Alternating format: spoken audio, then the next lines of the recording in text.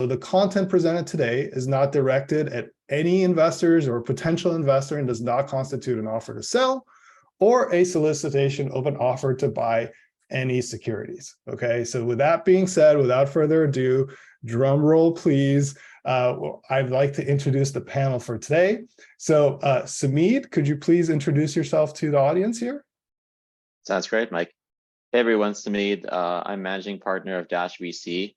Prior to this, I worked at DoorDash for, 3-4 years, was early employee there, and I run an angel investing syndicate called Dash Angels, where we invested in probably 40-50 deals right now, mostly focused on data and AI, but we've also focused on software companies as well.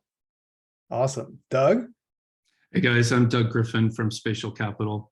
I spent about 25 years at the intersection of computer vision and computer graphics.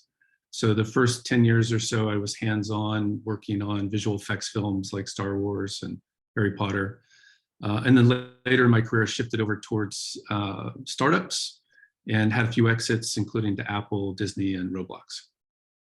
Amazing, amazing. And, you know, it's really interesting, right? Because now AI kind of touches everything, and it certainly is touching your world quite a lot, you know, Doug. So maybe, you know, kind of, you want to talk a little bit about kind of like what inspired you to kind of like invest at this intersection of like AI and media and all this really interesting stuff that's going on right now? Yeah, probably started about 10 or 15 years ago. I was VP of product at a public company in Oxford, and NVIDIA launched CUDA, which was an AI framework to accelerate computer graphics. And that was the initial technology that kind of spurred some interest. But it wasn't until probably 4 years ago, I joined an AI startup. It was called Loom AI, and we took a photo of a person and used machine learning to generate a 3D avatar of the likeness of that person, and then we brought it to life in real time from audio or text. And it was remarkable how AI accelerated something that was so difficult or nearly impossible 10 years earlier could be done in real time. And it inspired me to look at other opportunities in that space of how AI could accelerate a lot of different applications. And Samid, you know, you spent quite a lot of time in the sector. You mentioned the syndicate, but also obviously DoorDash. And you know, kind of what has inspired you to start like taking AI seriously and investing in the sector? Yeah, thanks, Mike. So yeah, so I've been actually focused on AI for a really long time. So I think the initial spark to me came when I was at an investment fund back in 2014. Not to date myself a little bit, but I was at a fund and I was working a lot with the quants over there. And the quants were generating just like astronomical returns, right? Using all this like data, so like et cetera, and basically generating incredible outcomes. So that's what's really inspired me to go get my master's in data science in Berkeley. And that's where I really saw the power of data, the power of kind of like AI to drive outcomes. And yeah, like I would also call it as well that DoorDash has been pretty much like a data science company. You think of DoorDash as like a food delivery company, but we had a massive team of data engineers, data scientists, really driving effective decision making in the company, and it became really a superpower for the company in the day. So that's really kind of got involved early, and through our syndicate and personally, I've invested now in dozens of AI companies with some amazing outcomes. And yeah, that got me inspired to continue moving forward. You know, and right now there's, you know, we're at this kind of like really weird intersection, right? So obviously ChatGPT grew very quickly, but then as it grew, there's a lot of like ethics questions that came about from it, for example. But this is in general for the whole industry, right? Like, you know, can it use this content? You know, is this content, or is it right, or is it making the right recommendation or right decision? And things like that. And so maybe, you know, Samid, maybe we can start with you on this one, but I'd obviously love to hear your thoughts too, Doug. But can you maybe talk about kind of what your views are with respect to like the ethics of AI and how you view like this market kind of, you know, maturing over time, right? Because we're going to have to deal with a lot of ethics issues, and startups are going to have to deal with this a lot. So I'd love to kind of hear your thoughts on this. Yeah, absolutely, Mike. And as I mentioned, like, so I took an entire semester at Berkeley focused on just beyond the data, humans and values. So this is a topic which I can talk about for hours if we need to, but we obviously don't want to like dominate the entire conversation based on this. But I will just say, like, in my kind of TLDR summary of like what I view as ethical AI, all AI requires a ton of data. So data collected ethically. And I think there's going to be a lot of like questions in the future on like privacy and data collection and understanding that the data is collected in a safe and ethical manner. Secondarily, like the data running AI models can have a lot of biases. So you definitely want to make sure the data is scrubbed and doesn't perpetuate existing biases. Like for example, if data is based on historical data, it could prioritize like hiring based on race or other things that are kind of unlawful as well. So I think that's going to be another hot button topic. Basically want to make sure that all the people involved in kind of like building AI solutions are actually doing it for benefit. Like with all kind of new technology out there, when 3D printers came out, the first thing people did was printed 3D guns, right? So are people going to be using AI to build bombs and nuclear weapons? We definitely don't want that, right? So I can go on, but those are just a few which come top of mind for me, and making sure the data is great and we're using AI for the benefit of society and not stuff that could cause harm. Yeah, I agree 100%. Doug, what are your thoughts on this kind of topic? I think it's a hot topic as well, and something that's not new to me either. I was an undergrad in philosophy long before I was an entrepreneur or a venture capitalist. So I studied ethics as an undergrad, and I think there's two big concerns that people have. One is the scraping of data that wasn't intended for training AI systems. You know, when people share data, it's certainly not their intent. And the automation, there's a lot of AI companies now that are focused on automating. And a lot of people are fearful that the data that they've put online is now going to be used to automate and replace their own jobs. And so we've got a huge wave, this big inflection, this moment in time is happening right now with AI. And I think it's very important that we take an ethical approach to ensuring AI is used as a tool to benefit society as opposed to being used against us. And, you know, this sounds like really good to me, but y'all are looking at like new companies, new startups and things like that. So how does this affect like your, you know, this approach affect your like investment decisions and things like that? Like, do you take that into account when you, as part of your diligence process with new startups? And, you know, and talk to me, how do you think about that, right? With regards to like new companies that you're considering investing. Doug, maybe we can start with you on this one. Yeah, I certainly try to think of what the outcome could be of any company I look at. And of course you do that as any investor, you want to see what the potential outcome could be in terms of a financial return. But I think when dealing with AI, you also need to think about the benefit to society or harm to society. How could this company's technology change and develop over time to have an impact on the world? There certainly is a massive opportunity, a massive overlap between profit and AI that's good for society. I think there's an opportunity to make money and also benefit the world. And I think that venture capitalists can use this opportunity, much like consumers. There's a big push the last decade or so for consumers to purchase goods made by companies that make those goods in an ethical way or beneficial to the environment.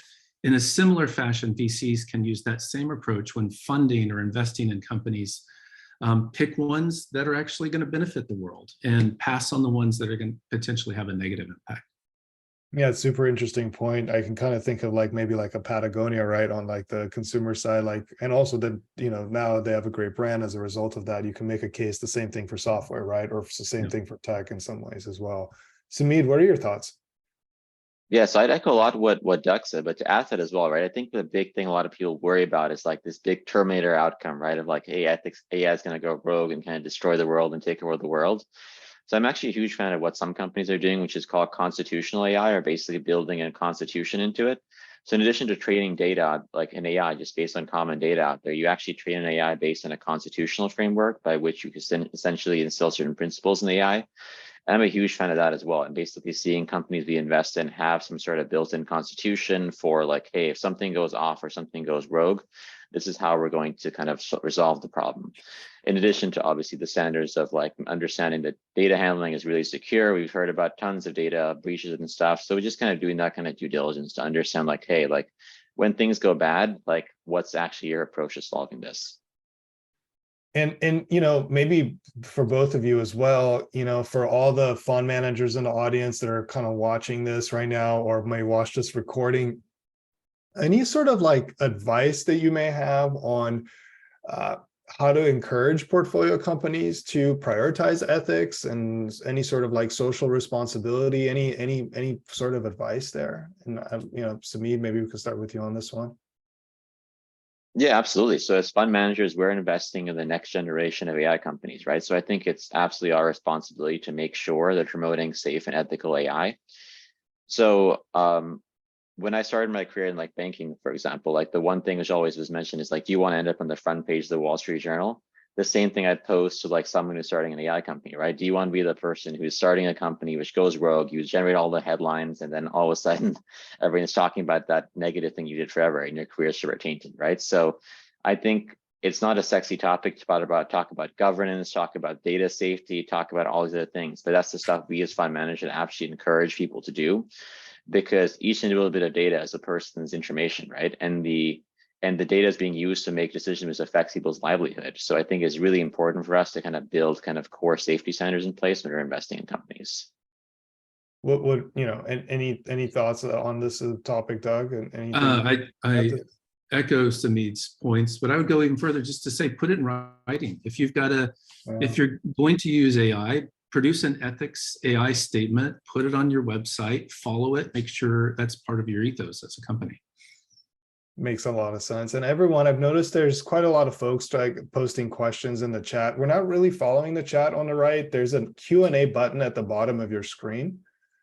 Please add questions in there. We want to make this as interactive as possible. We're really doing this for you. Obviously, I find this topic super fascinating, so I can like spend the whole hour asking these guys a lot of questions, and I'm a big fan of both of them, but we really are doing this for you. So if you have questions for the panel, put it into the Q&A. So open up the Q&A, add it in there, and upvote questions. What usually happens in this is, if this is your first webinar with us, is that we end up getting like 20 or 30 questions like in the last 10 minutes. And I'm like having to go through them like rapid fire just to get through them. And a lot of them don't get answered. So the sooner you get your questions into the Q&A, the faster we can get them answered by the panel. So I strongly encourage everybody to add questions into the Q&A. Just like, is there any sort of like specific areas that and Doug, I'd love to kind of hear your thoughts on this, because there's a lot of like interesting stuff, especially at the intersection of kind of like what you're working on in AI, and obviously like all the new innovations, both from Apple, from Meta, and stuff like this as well. But any areas within AI that you're like particularly like find exciting or interested in right now? Yeah, I think, well, my background's been in computer vision and in computer graphics. And on the computer vision side, I think there's this point in time where a lot of computer vision problems were incredibly difficult before. And now, given sufficient GPU power, they can be quite easy to solve, sometimes in real time. And that enables software and hardware applications to understand the physical world, to have this kind of idea of perceptual computing. And there's a lot of opportunities when you're perceiving the world to do something for good.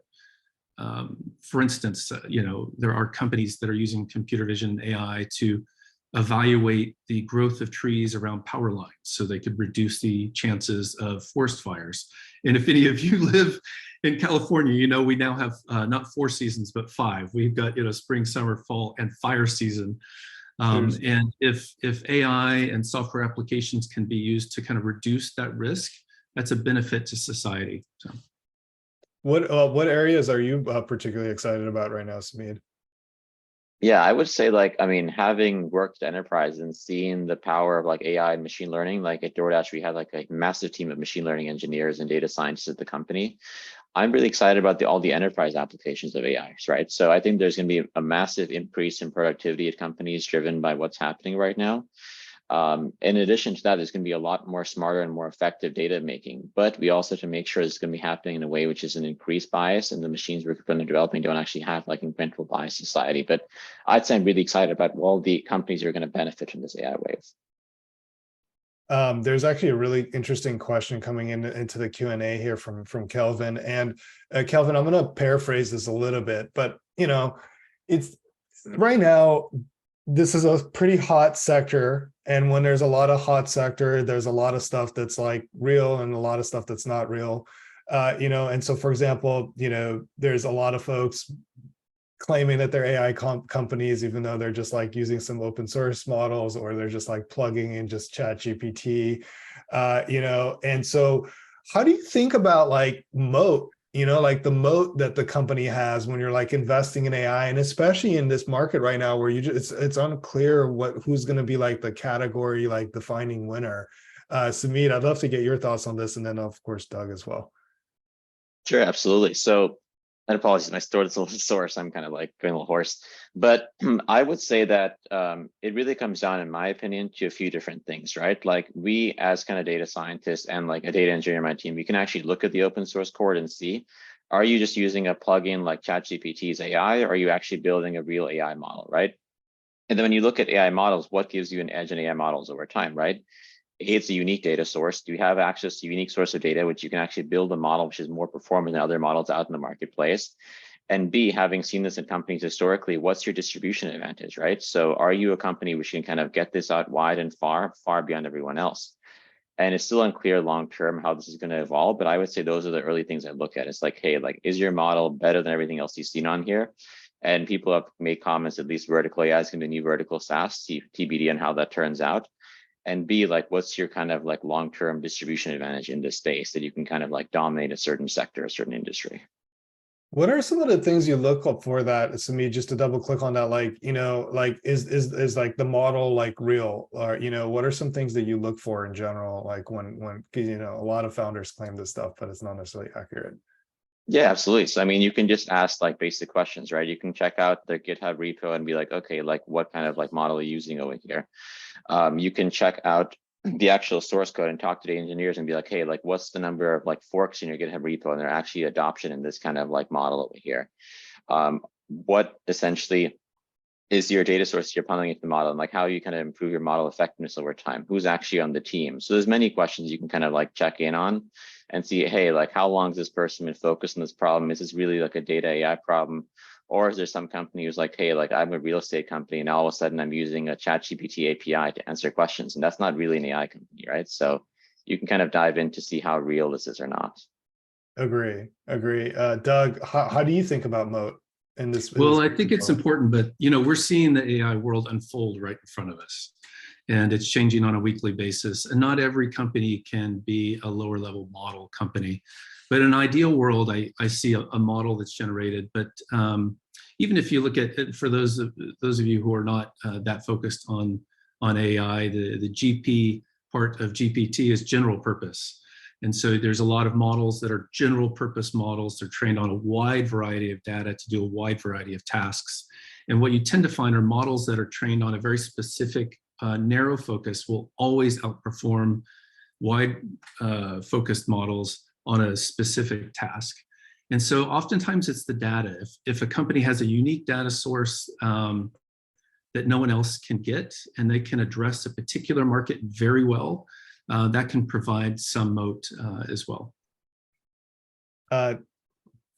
Fascinating question from Gilberto. I'm going to send this one to you, Samit, since you took a lot of classes on this, but actually it would be really good for you too, Doug, with your ethics background. But what do you believe is the best balance between policy, right, and performance when like regulating AI? Like, do you see any sort of countries that have really good policies with regards to this innovation in AI, Samid?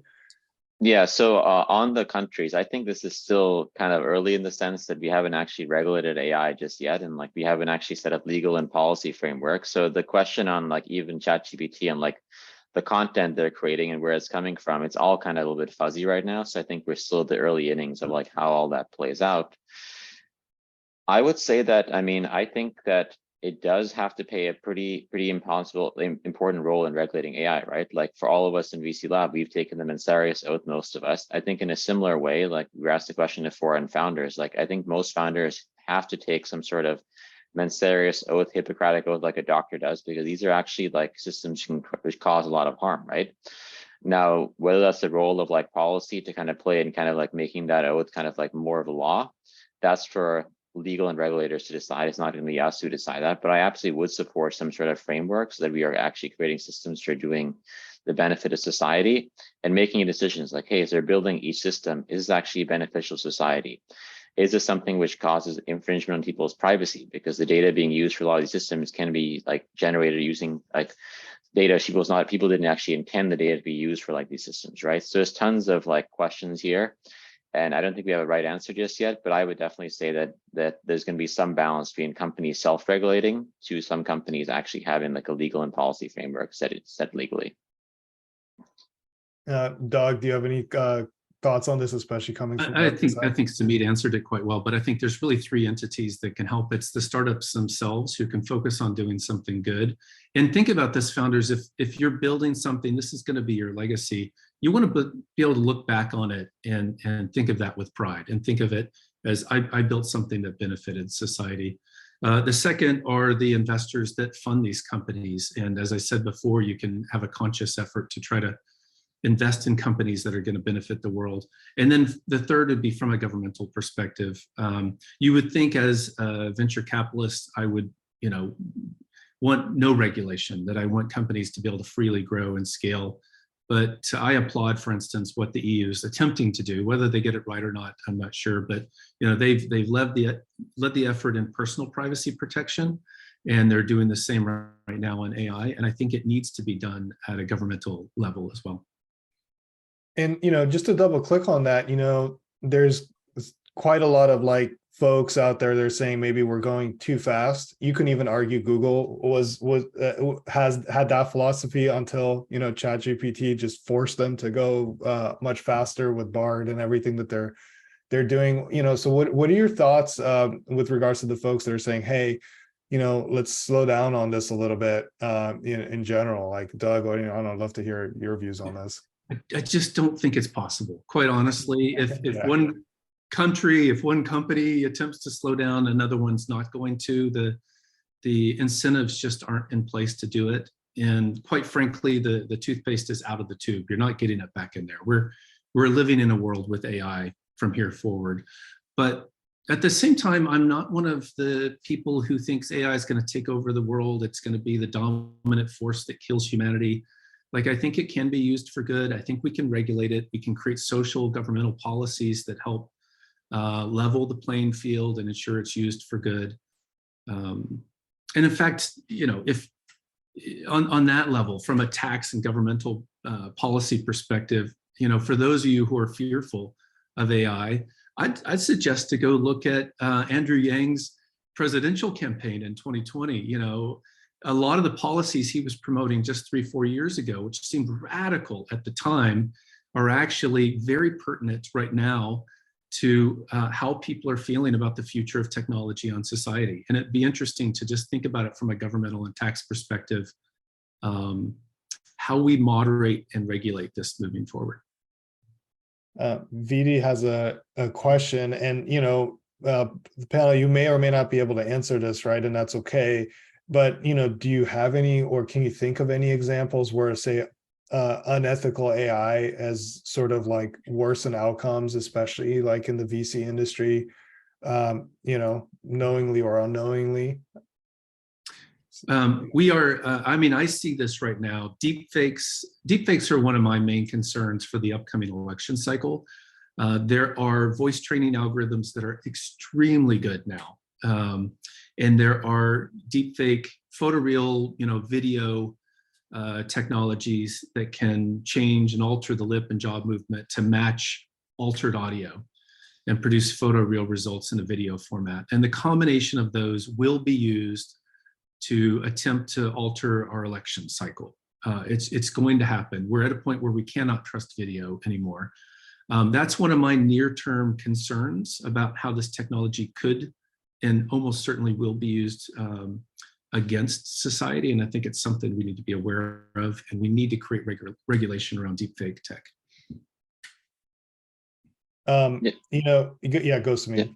Yeah, no, I was going to say that, like, if you think about a VC investment decision, right, it's based on a bunch of data. You're basically pulling in data. It depends on the stage. You're pulling in data on the founder, their background, et cetera, and basically looking at, okay, like based on historical references, this is the founder who most likely be successful, right?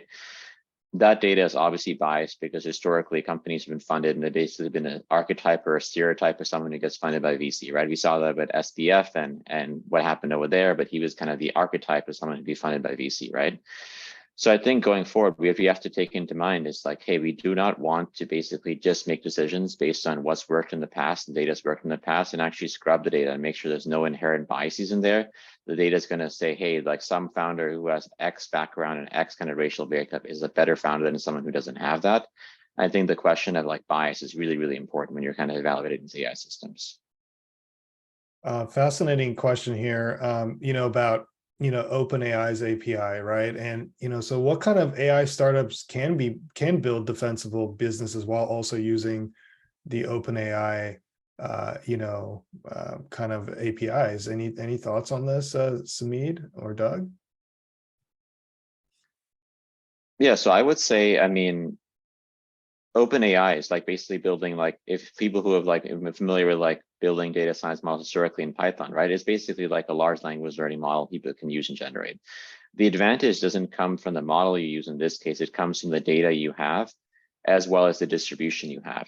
So like, I think Doug mentioned this before, but if you're building a very specific narrow, instead of like a horizontal AI, but you're building a vertical AI built on a specific solution, you have a data advantage and you have a distribution advantage, and you really, really understand the market really well, that you can build the industry leading solution.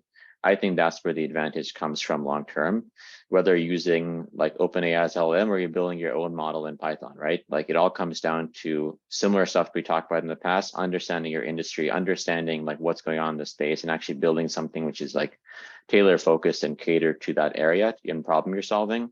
Like with AI, this is not going to change what we've seen in the past. People are still going to build in a very similar way, I think, just solving real problems.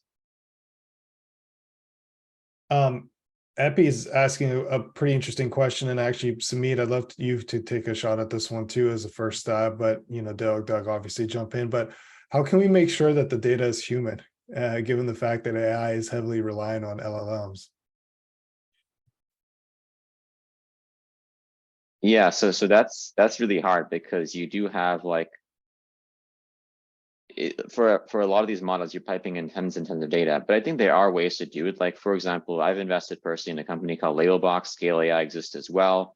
And there's all these companies because as a data scientist, you find, at least initially, when I was kind of like building models, you find that you come in to kind of build these models. In essence, you spend about 20% of your time building models and 80% of your time on data prep. So I think there are various solutions out there right now to essentially like have the data be labeled and prepped and cleaned for kind of running through the model. In a similar way, you can make sure the data is like ethical and basically has some human components to it as well. So I think I don't want to say AI is going to solve the AI problem, but there's going to be various like software solutions, I think, which help make it easier for us to kind of evaluate the data we're kind of piping into the models. And in essence, this is actually great for companies as well, right? Like data scientists are not cheap resources. They cost companies a lot of money. If you can save a data scientist like 50, 60% of their time and make sure we're getting good solutions, companies are going to subscribe to those SaaS solutions. And I think that's why both Scale AI and Labelbox have both become unicorns, right? Because people actually see the value it and they have tons of paying customers paying for that service now. And I go a little further, yeah, just to say that all the data doesn't have to be human generated. Synthetic data can be very valuable. You look at autonomous vehicles, for instance. If you want to capture and train data to drive autonomous vehicles, you have to capture all of the fringe occurrences, all of the accidents, all of the weird scenarios, which you cannot practically capture. So if you can synthesize those and create, using a game engine or NVIDIA Omniverse, for instance, if you can synthesize data to use to train your models, you can generate far more unique data sources to benefit your model. Doug, where do you expect to see bottlenecks for startups in the for AI startups, I should say, in the near to like mid future? Well, I think I've talked to some founders who've actually pulled back. They had startups, they had reasonable ideas, but the area was moving so fast that they didn't feel comfortable putting the foot on the accelerator. I tend to look at times like this. We're at this evolution in time. This drastic change in technology is happening right now. And so I think there's a window in time for founders to get out there and build, for investors to get out there and invest. And it's wild, wild west. There's going to be a lot of failures because tech's going to change so quickly, but there's going to be outsourced wins as well, and enormous impacts on society. And so, to me, yes, there's risk, but I think you just go for it. There's a question here around kind of like VC operations, and Mohammed, I'm going to like paraphrase this a little bit, but which areas do you see like affecting where AI can really affect like your operations as a VC? You know, is it like sourcing, is it DD, portfolio, whatever? Is there any areas that can actually help the ops of like your actual business that where you see AI playing a pretty big role? Samit, I'd love to hear your thoughts, but obviously after that, Doug, I'd love to hear yours too. Yeah, absolutely. And Mike, you talked about this, but as I was kind of building out the team, I made sure that we have like a data scientist I worked with a lot in the past on the team as well. Yeah. So I think a VC in essence is like three key things, right? It's like you have to source really good deals, like pick the best founders and best companies to invest in and help them succeed, right? If you do those three things correctly, you'll have a successful fund. And I think that AI can play a really, really important role in the first two. Like number one being in terms of sourcing. You can obviously source deals through your network, but the amount of AI companies and AI deals now is just growing astronomically, right? And you just don't want to also limit yourself only to your network. Obviously, you trust your network and basically would love to have like all your deals come to your network. But in the rare case, it's some outlier deal which can become the next unicorn plus outcome is outside your network. You want to make sure you get access to it. So what we're thinking of now is subscribing to various data sources out there, PitchBook, et cetera, and seeing like, okay, like all the companies are being founded. Like what's the predictability of someone's actually going to start a company, right? If you look at them, like their background and their LinkedIn scrape, like what's their probability of them starting a company? And that can kind of increase your sourcing funnel. Secondarily as well, like we've looked at from a linear regression standpoint, is like, okay, what's the characteristic of someone who actually builds a unicorn startup, right?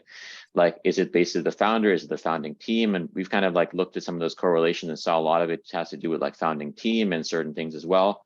So I think there's a lot of stuff where AI is not going to take away the job of a VC, but it's really helpful. Like I'm really a fan of this idea of like humans and machines working together and basically helping you overcome some of the natural biases you have in your own kind of like picking mechanism to actually make better investments. So I think the sourcing and picking is two areas I've actually looked at really deeply. Helping companies succeed, I think that's something which you can't help in just yet outside the founders themselves using some AI solution. But the first two, I think, it definitely does have a role to play working hand in hand with VCs to kind of help make better decisions. What are your thoughts, Doug, like as far as like AI and your operations? I think Samit answered it really well. And I would say it's probably better suited for later stage investors where there's more data about a company as well. You can evaluate their growth and scale more easily. So that's the only thing I would add on to what Samit has said. There's a question here from Ignacio, and you know he's kind of talking about this. Let's call it like the thin layer, and he said that he saw some tweet where it says something like, if you're building a thin layer on top of Chat GPT, don't call yourself an AI company. But the counterpoint to that is that Kayak was a thin layer on top of like some sort of an ITA software, and you know the ITA software platform sold for 700 million, but Kayak sold for 2 billion.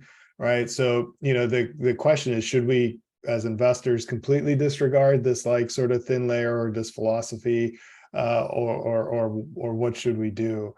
You know, Doug, what are your thoughts? Well, when evaluating companies, it's not just the technology that they're building, it's also the team and the business model. And you could use that same argument about car companies now. Most car companies source their components from third-party companies. They're not building every component. They're not building the engine. They're not building the door handles.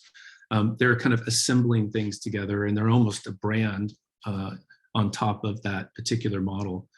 And so there's a lot of opportunity for companies to succeed, even if they're leveraging open source or third-party APIs and AI models. Yeah, I would agree as well. I don't know. Do you have any thoughts on this topic, Samit?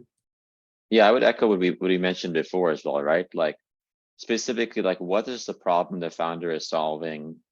How are they kind of better than the existing solutions in the market? Are they 10x better? Are they slightly better? What's their distribution advantage? And how can they actually solve the real problem, right? So even with like seed and pre-seed companies, you can get a pretty good sense early of like, hey, this is someone who really understands the space and is actually going to build a solution which actually solves a real problem. So I think sometimes when you look at some of the crazy mistakes VCs have made as well, they've kind of deviated from that kind of like core framework of like, what is this actually solving? Is this going to benefit the world? Is this something which is going to be better than what exists in the world? And I think the underlying technology is absolutely important, but you start off with that core part first, and you can kind of like it doesn't really, it matters, but it doesn't matter as much when they're actually solving a real problem. And that's why I think the example of Kayak is really important, right? Kayak solved a real problem for people looking to travel, and that's what became worth more than the OTA. Samid, you previously mentioned that the distribution advantage is key, is certainly part of your diligence, framework as well. Do you have any like examples of some successful distribution advantages that you've seen in the past for specifically as they pertain to AI companies? Yeah, but this is unclear. It's going to continue in the future. But yeah, we were in Jasper AI. Jasper AI was just basically building something core focused on marketing and kind of content-based marketing, right? And we're able to build it. This is public since it's out there, but they're able to go from like 2 million to like 100 million ARR in just a few years, right? One of the fastest growing companies ever. They were just focused primarily on just like marketing, content-based marketing, and that's it. And I think they built a really strong distribution advantage with marketers out there. And like marketers were like, hey, we are actually going to use something and use our first AI solution.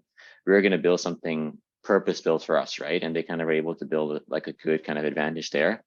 Now, this is an evolving industry, so TBD on how long lasts, because this is before the era of like ChatGPT and whatnot. But I think, again, building something or people building for a certain sector kind of does give you a slight distribution advantage if you're able to kind of like be top of mind and be the number one and number two company people mention when they're talking about a specific sector or sort of the application. Doug, VD has this really interesting question, is like, as an investor, what problems would you like to see solved by AI solutions, particularly as you kind of think through them as an investor and may consider like possibly even backing, right? Like, what are some of the most interesting problems that you're hoping that entrepreneurs can solve?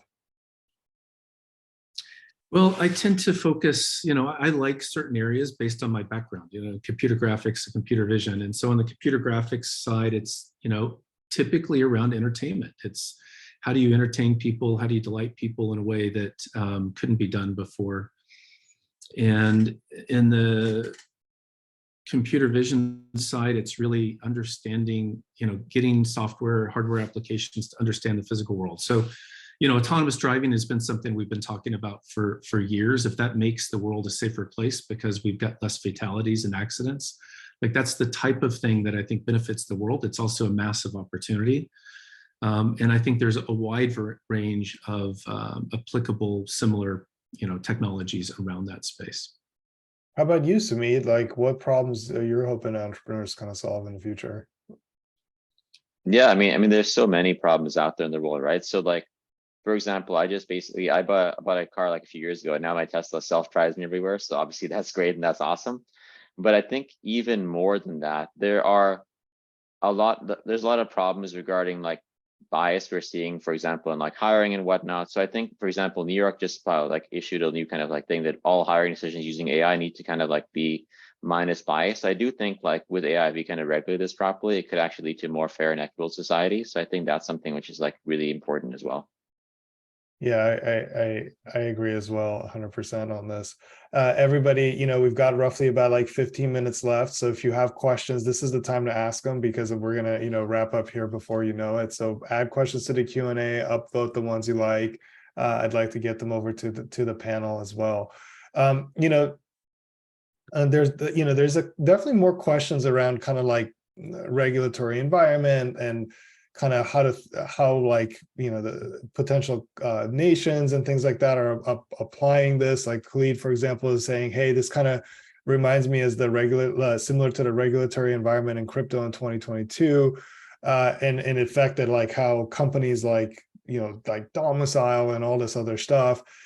Do you see like regulation? I mean, Doug, you mentioned obviously the EU taking a kind of a leadership position. Do you see regulation affecting AI companies, similar to how crypto companies were affected in the past? And if not, like, how do you think that it would affect them, at some point? So Doug, I'd love to get your thoughts on this. And then of course, Samid, I know you have a lot of opinions on this too.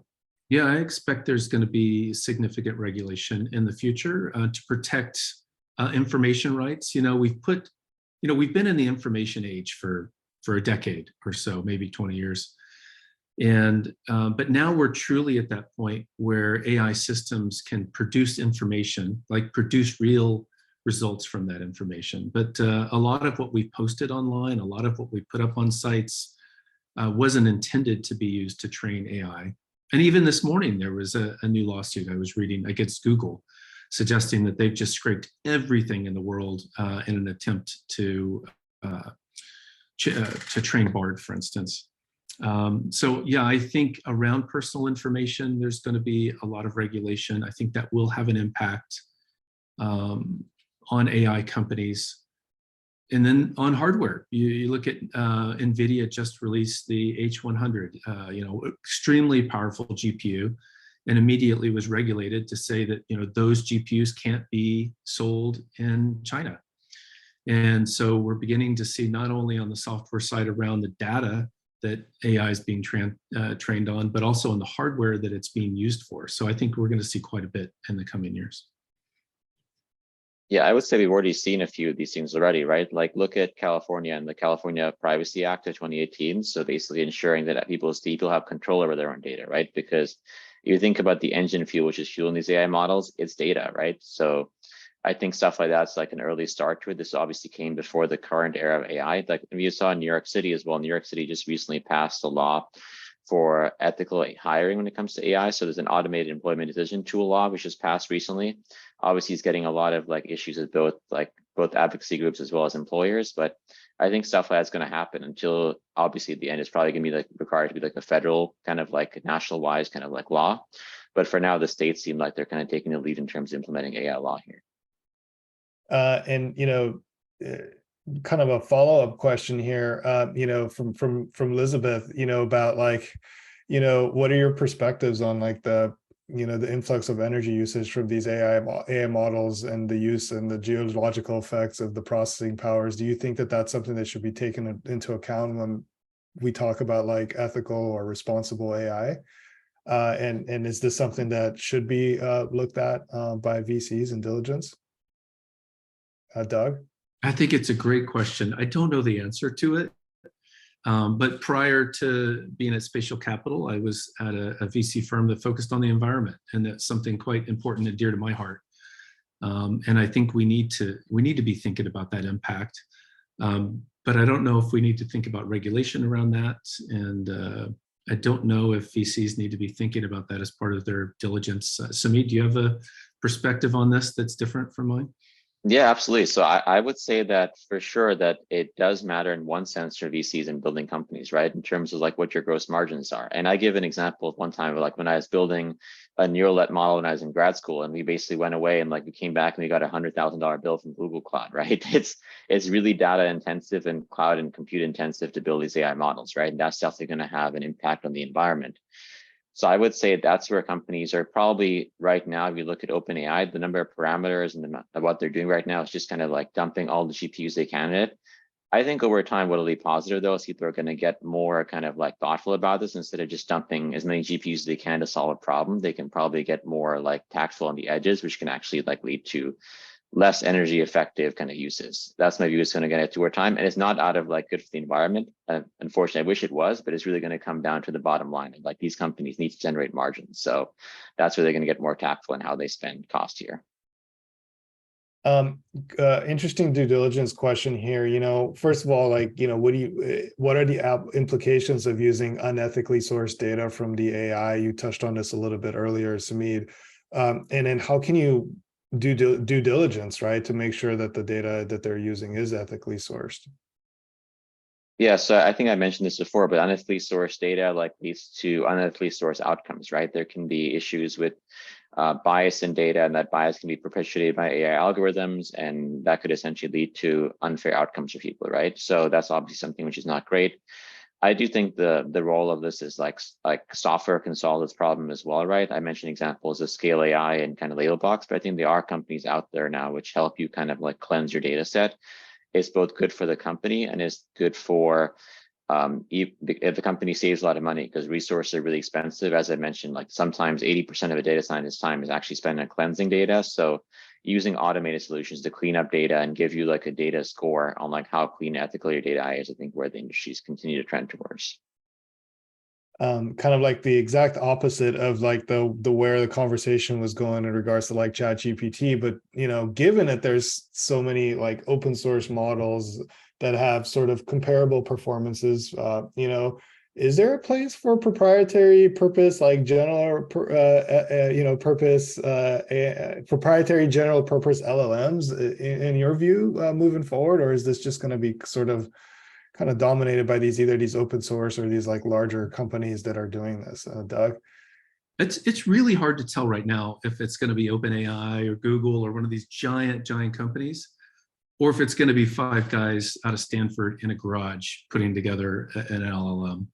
I think the open models will tend to outperform the closed ones eventually. But I think that's an area, it's a hot topic, and I think we're going to end up seeing small models in the future, or smaller teams produce effective models in the future. What do you think, Sumit? Yeah, and I think I mentioned this before, Mike, as well, but like DoorDash was the end food delivery company, Google the end social, the search engine, Facebook the end social media company, right? I think it's still too early to tell. Usually the big winner in a space comes later on in cycles, if you look at its history at least. So I think I'm kind of like in a wait and watch mode right now. We're making bets on the edges here and there, but I would say that it's still unclear to me who's going to win this long term and how durable their advantage is, right? That's a lot of questions you got in the chat as well. So I think we can speculate right now, but I think really from my experience is kind of like investing is sometimes you just meet a founder who has this kind of brilliant vision. Like people here probably know the example of like Eric and whatnot, raising money from Google, 250K right off the bat because you're like, these guys are brilliant. Sometimes it's really the founder who kind of like drives this. When you meet someone exceptional, you kind of like want to make that bet. And I think like, let's see how this evolves over time, but I'm sure there's going to be a lot of competition, a lot of like changes in this industry going forward. I'm so glad you brought this up because, it really dovetails nicely into this question here from Ignacio, is hiring AI talent a risk for companies now in the future? Do you check that as part of your DD that they have a healthy pipeline of people and that they can actually attract them? It's obviously pretty hard when there's not that much AI talent in general, right? I don't know, Sumit, what do you think? And obviously I want to talk to you about this too, Doug. Yeah, so I actually think in this sense, the benefit of this year of like all the slowdown happening in tech is actually great for innovation, right? We've seen so many companies be founded out of this area. And we as alumni syndicates, the DoorDash syndicate, I work a lot closely with all the other alumni syndicates out there, ex-Google, the Google alumni syndicate, all the other ones as well. And there's actually been a mindset shift, I would say, in people's outcome, in their career perspective. Historically, they'd be like, I want to be a lifer at Google or a lifer at Facebook. Now looking to build resilience and build something for themselves in their careers as well, right? A lot of people are actually focused more on career resilience as opposed to being a lifer at a company. So I actually think in a really positive perspective, what we've seen right now in the current wave is actually going to lead to the AI talent being more distributed as opposed to being hoarded by a few companies. And I think that's going to be an ongoing thing as well, because once that kind of trust is broken of like, hey, like you don't have like a full-time 50-year career at this company if you choose to do so, I think that's going to mean a lot more AI companies are being founded, and there's going to be ample talent pipeline out there. I would say second side as well, like there are schools, I went to Berkeley, obviously, so I'm biased, but there's schools training the next generation of AI professionals, and that's going to continue. So this is in the static pipeline. There's going to be more and more people coming into this industry over time. Doug, do you think hiring AI talent is a risk for companies? And is that something you look at as part of your DD process? I always look at team, the quality of the team, what their background, how successful they've been, what edge do they have. But I would ditto Sumit's comment that, one of the benefits to all of the layoffs that we saw over the last year is that there's a huge group of talented engineers who have decided not to work for big companies and that want to go out and build something special. And it creates a unique moment in time where you've got valuations have dropped because of the lack of IPOs that's riddled all the way down through various stages in venture capital. You've got this wealth of talent who've left big companies that want to start something or join something early. and you've got a monumental shift in technology. And so that creates both value for VCs who invest at those kind of early stages. And it also produces an extreme opportunity for innovation to happen over the next couple of years. There's a question here from Boris, how do you navigate the tension between, profitability and let's just say it, and building an incredible outcome as a business and the ethical implications of AI when making an investment decision? Doug? Well, rarely do I invest in someone because they want to make a lot of money. If that's the only objective when they're building a startup, it's not something I'm interested in. It's usually because they've got a passion, oftentimes a lifelong passion, to accomplish or change something in the world. And the money is almost secondary. If you follow your dreams, you've got a unique perspective, and you put a valuable team together to build something special, the money is going to follow. Sumit, how do you navigate this tension? Maybe it's just a perceived tension. I don't know. Yeah, and I would agree with what Doug said over there. And I've actually seen this in kind of stock companies I invested in the past. People who are only in it for the money typically don't actually end up being good outcomes. Whenever a founder comes to me like, hey, I hope in 5 years to sell my company to Google, whatever, and be rich, usually that never ends up happening. The companies which really succeed are the companies which really have a deep burning passion, and they're willing to take that big risk, that leap of faith, just because they want to see they want to see their product in the world. They want to see their vision in the world, right? And those are usually the most successful companies. So I would say that they're not as in conflict as you would think, because if people are solely in it for the money, they're going to be somewhat more unethical, but they're also going to not have the best outcomes. So hopefully those two work together and basically have the best ethical founders building the biggest companies, which I think is going to happen. Love that. Two more questions. So first, I'd like to kind of hear from the panel on what your advice is for founders that are watching this webinar today, that are thinking about starting a new company, or perhaps have started a new company. Any sort of parting words of advice for the founders in the audience, Sumit, and then we can go to Doug after that. Yeah, absolutely. So I think Mark Andreessen said this a long time ago, right? Software is eating the world. AI, I think, is just the next generation of software, right? So I think a lot of times people get confused and are like, oh, we want to try to build something new or unique. The same problems existed before, which can be solved by software, just can be solved by AI software, right? So instead of thinking about the back-end technology, are you actually building a real problem? Are you solving a real problem for other people? Are you making something which is 10x better than what is built before? Are you building a business in a way which has a solid and durable moat and advantage, which can kind of build over time? So I think the same questions of building a business has not changed over time. Now it's just the AI rails as opposed to the old SaaS or whatever rails we had in prior periods. So I think as long as we focus on those aspects of building a solid, durable business, and enduring business, that's unchanged. And that's what I'd kind of advise founders to do as well. Build, obviously, using AI, but build a solid, durable business that actually solves real problems in the world and actually does good for society as well, going on that side of things. Doug, what are your I just give a thumbs up. I think he answered it really well. Just like a thumbs up. I too. just love founders who've got a vision for something. They need to be great storytellers, both to attract other talent and to attract investment. And if they have a passion, they're great storytellers, they can attract each of both co-founders and investors. I think they're off to the races to build something great. And now is the time to do it. And for all the GPs or prospective GPs who want to launch kind of enduring firms, they're thinking about this as a potential, maybe even a potential thesis, or just a GP that's just interested in the area. What are the final parting words of advice for the potential investors or the investors in the audience, Doug, and then we'll wrap with Sumit. Well, I think investors need to think about both financial return and also why. Why are they putting their money out there? In addition to the financial return, is there something that they're particularly interested in seeing being developed out of their capital? And I tend to, when you're looking at emerging managers, I think there are emerging managers who've got very specific topics that they're very knowledgeable about, and they have deep insights that are able to source and assist companies in that space.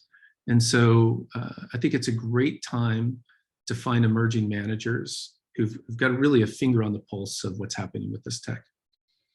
Sumit? Yeah, no, I would echo what Doug said as well. And also the way I thought about this, so I historically, having come out of DoorDash, went through Sequoia Scout program as well. And like basically one of the key things there is like, are you building a VC firm based on a sector of consequence, right? Historically, Sequoia invested in Ribbit, and Ribbit was really good at investing in fintech companies. And as it turned out, a lot of fintech companies came out of the last decade. I think in the current decade, there's going to be a multitude of like mega AI companies and like people who have their finger on the pulse and are really deep in a certain space, which can be like a really important space going forward, are going to be important to focus on. So I'd say like that's what I kind of have a view on as well. What a wonderful session, everybody. I just see it in the chat. Everybody here is very thankful. Thank you guys for doing this with us. Really appreciate it. I learned a ton, and it was just like a beautiful session about like just like the future. I feel like the future of humanity in a way. Like it's really awesome. You guys have been great. Thank you so much for taking the time out of your busy schedule to join us. For everyone that's watching this, if you're considering launching a venture capital firm, the next admissions for cohort 12 are open now. We close admissions in the first week of August, so get your application in if you're interested in launching a venture capital firm. Samid, thank you so much for your time. Doug, this was absolutely epic. Thank you both so much for doing this with us. Bye, everyone. Enjoy the rest of your day.